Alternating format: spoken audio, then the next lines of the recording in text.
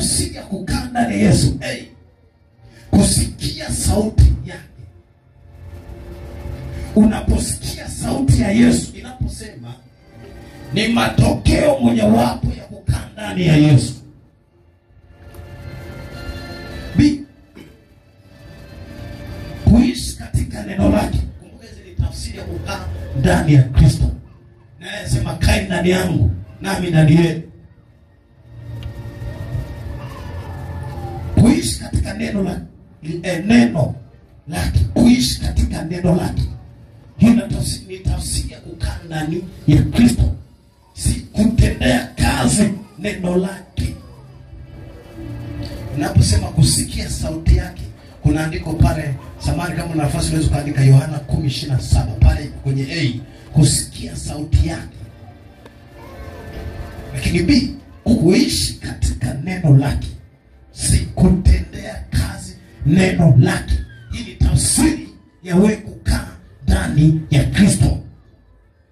Ukisikia watu wana nguvu za Mungu, wana nguvu za Roho, kuna haya umeyashika haya. Kusikia kila anachokueleza. Maana unaposikia mtu akiwa amesikia, maana anakuwa mtii. Anapokuwa mtii anatendea kazi alichoambiwa. Mfano, usiibe, linasema neno na wewe uibi. Usizini, unaacha uharibifu huo. Usiue, unaacha hivi vitu vya uharibifu. Unasikia neno linakuja.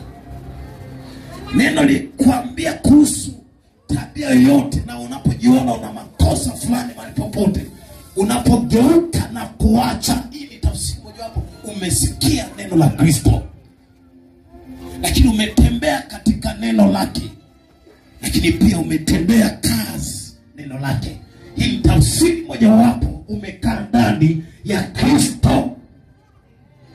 Unapokaa ndani ya Kristo, ndipo kinachozaliwa ndani ya moyo wako ni nguvu ya kiroho. Kwa hiyo popote unapotembea unakuwa na nguvu za rohoni.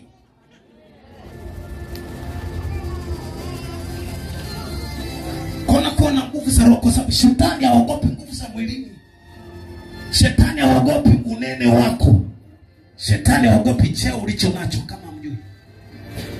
Shetani haogopi utajiri ulio nao. Shetani anaogopa watu wenye nguvu za Mungu ndani yao.